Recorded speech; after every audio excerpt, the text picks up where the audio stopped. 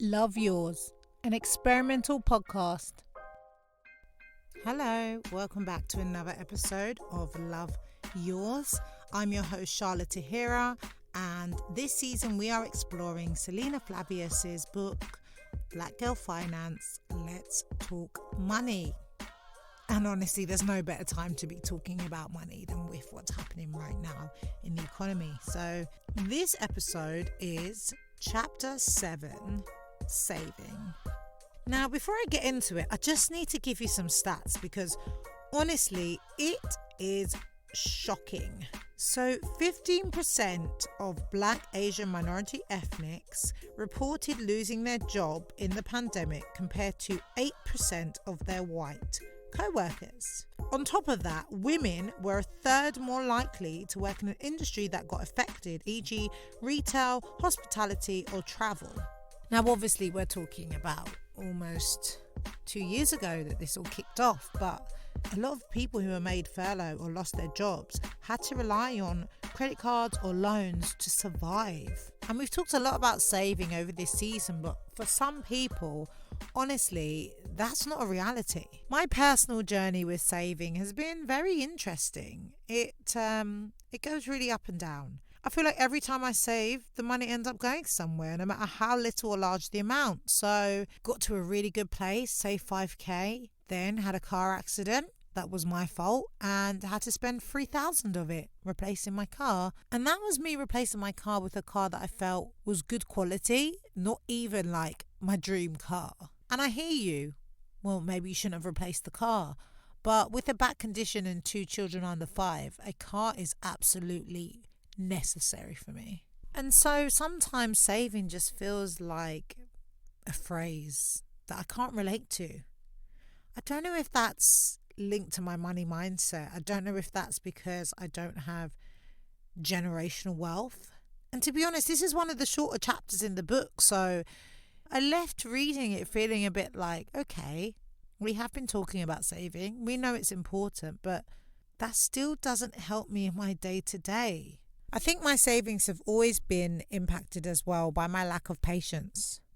So for example, if the kids need something and their father can't provide it, I just buy it and then figure it out later because I feel like they need it right now. Sometimes that would mean me dipping into my savings instead of me waiting till he's available to give me half and us paying for it off there and then. For example, the flat we moved into, it was unfurnished. My daughter needed a bed and weren't going to make her sleep on the mattress on the floor for much longer. I just bought the bed. Do you know what I mean? But according to Selina, this is the wrong way to go because obviously, and it's embarrassing even stating it because it is so obvious, the sooner you start saving or the sooner you have the mentality to start saving, the better off, because ultimately what people forget is saving isn't for the now. Saving is for the future. And in the future, as you get older and you're unable to work, that's where savings are going to be even more important in your life. But because you're going to be unable to work, you're going to be unable to save more at that point. Apparently, a quarter of British adults have no savings whatsoever, which is insane. Because what happens one month, for example, when payroll gets messed up and all your direct debits come out on the day you get paid?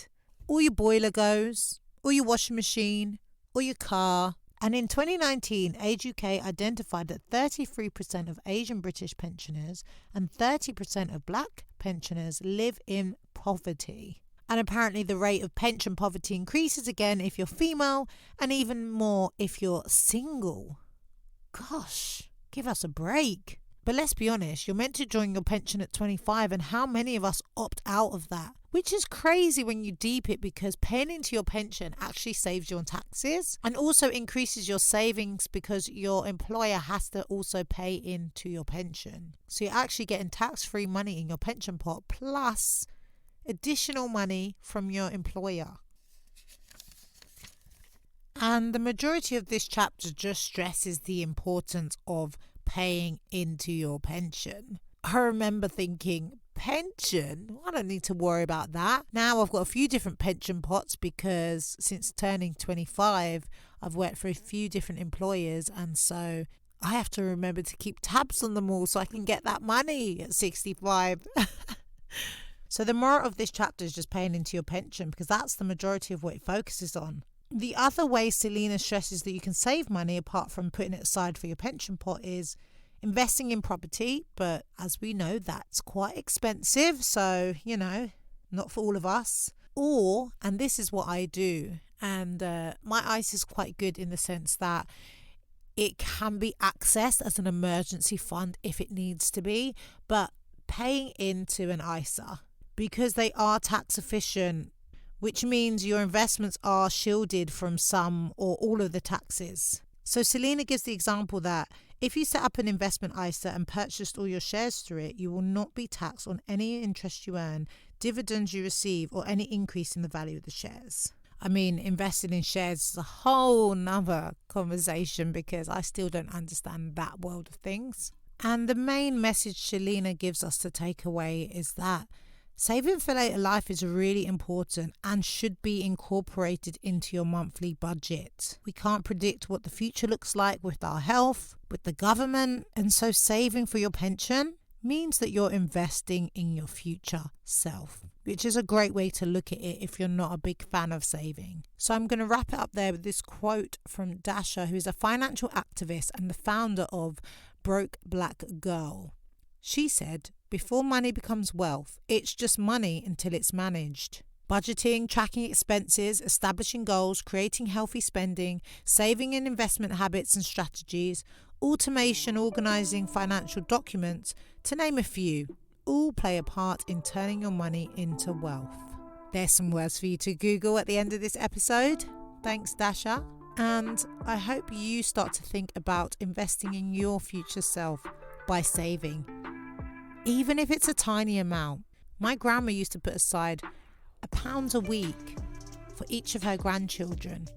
And at that time, that was a lot of money, and she has 5 grandchildren.